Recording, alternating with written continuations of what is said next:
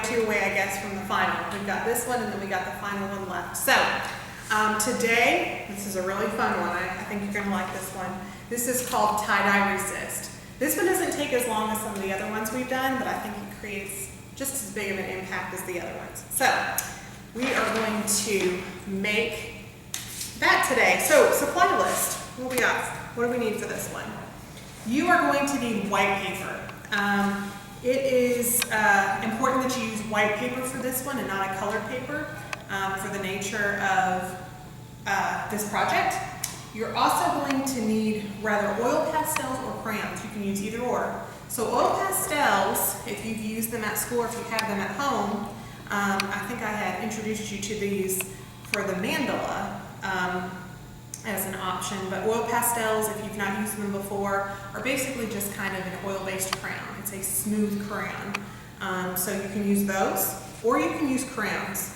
And I've just kind of brought a pack of, basic pack of beeswax crayons that I have, but all crayons are made from wax, so that's what will cause them to resist. When I say tie-dye resist, it means watercolor resist. So, however, today I will be using oil pastels. If you don't have those, you can use the crayons, it's no big deal. And I am actually going to play with these ones. I had these ones at home, and I thought they were really fun, but these are just Crayola oil pastels, but they've come out with neon ones. And so I thought for the summer, those would be really fun to do, is to use the neon ones. Again, you don't have to have neon, but you can get these at the store. Walmart would carry them. And so I'm going to play with these, but you can use any one of these items. You also are going to need a paintbrush, probably a larger one. If you have a larger one, it will save you some time because you're actually going to paint the entirety of your picture when you're finished.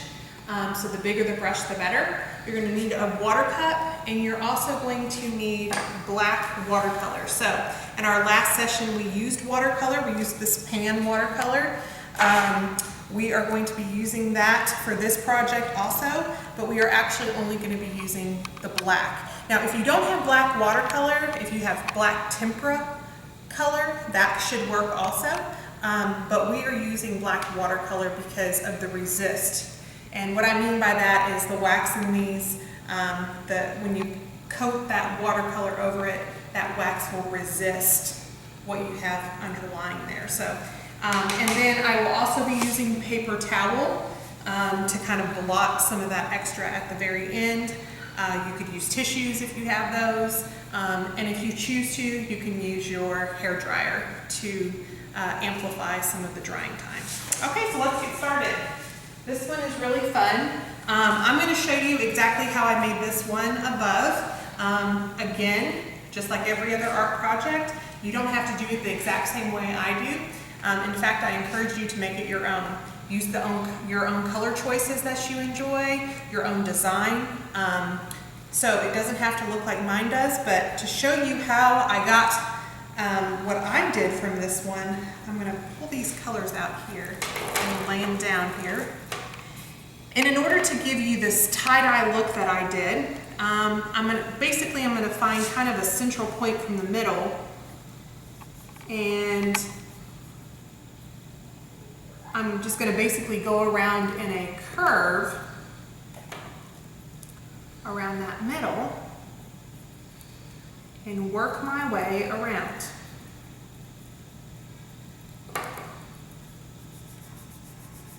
So I've got any colors I choose. I kind of get just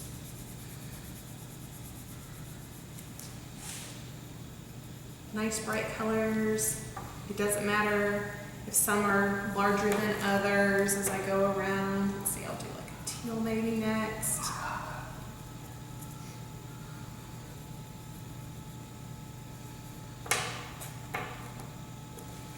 Yellow in here. You can see how this one doesn't take as long as maybe the other ones do. But I'm going in, I'm just going around in a big circle. And I'm leaving a white space between my spiral as I go around. And the reason why that's important is because if I don't leave white space when I do my resist, those areas that I fill in won't have spots for my watercolor behind them. So it's important that I do leave a white space, whatever design that you choose to do, that you leave a white space between your drawings to some extent, okay? Here I'm gonna keep going.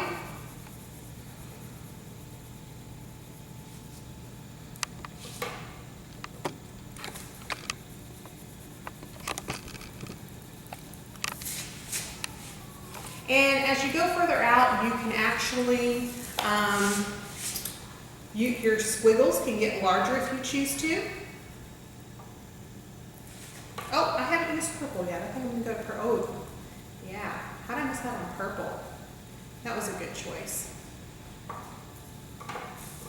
Okay.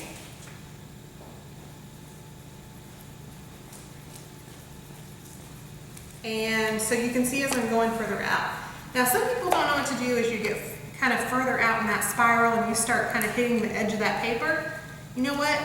I think we get too caught up on the fact that things have to be in the middle of the page. They don't. They can work their way off. So you can see as I get further and further out that as I go off the page, my lines also go off the page. It almost gives you kind of a,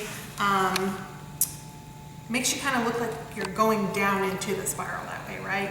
Instead of just down into a bullseye. So, you know, work your lines off of the page. It's okay to do that. Things don't have to be directly in the middle of your page.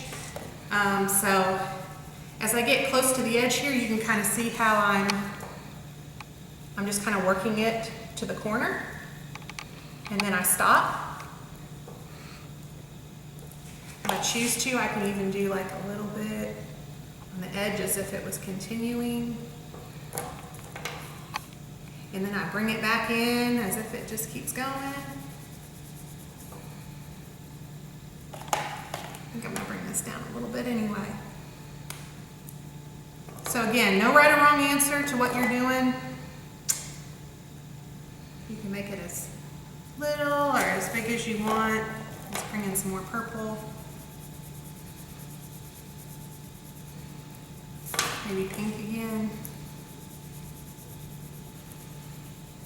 I just think it's so pretty. These neons are so pretty. So I'm going to stop there because you kind of see where I'm at as I continue and go all the way to the edge. Again, like everything else, if you have a different design that you're interested in or that interests you more so than maybe this tie-dye one, go for it. Do that. Just make sure that whatever you do, that you leave some white space behind your picture so that you can get the same results as we move forward. Okay, so the next step, as if we were finished with all of our coloring, is there's one last step. It's just to add that black watercolor. So I'm going to get my brush real wet. And I'm going to wet my black watercolor. And be careful, if you've not worked with watercolor before, it's easy to confuse your black with your purple. Black's going to come all the way at the end of the pan, okay? So you can see how I got this real watery, there's almost like a little puddle there. And I'm going to take that and I'm just going to go across my paper. And do you see what happens when I go across that oil pastel? Or if you use crayon, it resists. Because we know from science, right? We know from science that oil and water cannot be mixed. Isn't that right? So if oil and water cannot be mixed, we know that when it comes to oil pastel, that oil pastel is going to pop through over that watercolor. But lucky for us, when it comes to art, when that oil and that water don't mix, it leaves a really cool design behind. That effect that it leaves is really neat. And it makes those colors underneath really pop. So what you'll do is you'll actually just keep a nice coat of that black. Keep adding your water because you want it to be nice and watery. You just keep adding it over your entire sheet.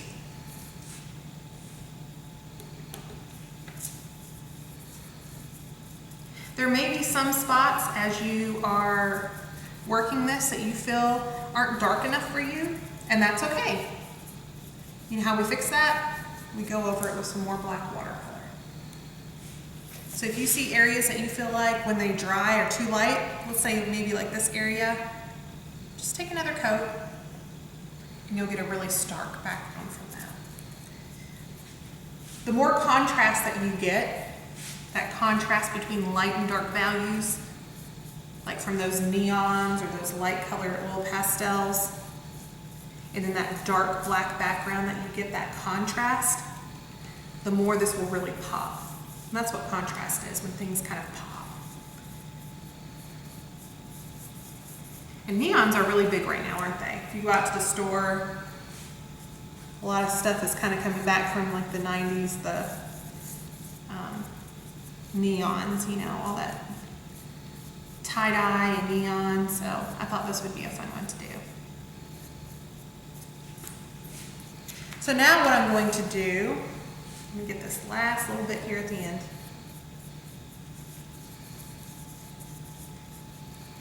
Now this watercolor, again, this is something kind of messy because you're painting all the way to the edge.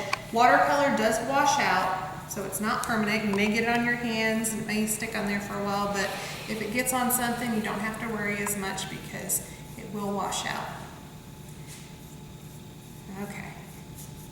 So now, what I'm going to do is just to kind of make those colors pop. You see how this still kind of has a little bit of a residue.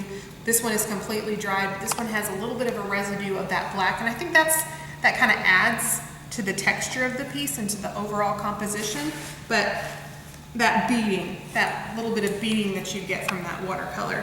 So what I'm going to do is I'm going to kind of focus more on the areas that have oil pastel versus the black background. And I'm going to kind of just roll up my paper towel a little bit. And I'm just going to kind of blot it a little bit to pick up some of that extra watercolor that's kind of beading over top, since it won't seep through where it's oil, right? If you like that look, you're more than welcome. So you can see how much watercolor I picked up just from the oil pastel. It still leaves a black residue, but it's not as heavy on there. So it just depends on your preference. If you want more black on there, you can leave it dry and it'll bead, but it will eventually dry in there. Otherwise, you kind of get more of a distressed, grungy look right here from doing it like this. So this one is still wet. But once it dries, you're going to get that really cool background, that black in there that's kind of, it varies in values because of the watercolor, but you still get that really heavy, bright, vivid pop from your oil pastels or your crayons, whichever one you choose to use. So I hope this was a fun project for you. I think that this is definitely one that you can hang up in your room or in your locker at school when you go back in the fall, and it's fun. Anybody of all ages can do this one, and you can add your name in there or just leave it tie-dye. I think it looks cool just the way it is, but however you choose to do it is fine because it's your artwork. So join me next week. It'll be our last session together, and we're going to do a step-by-step painting of a jellyfish in an underwater scene. So see you then.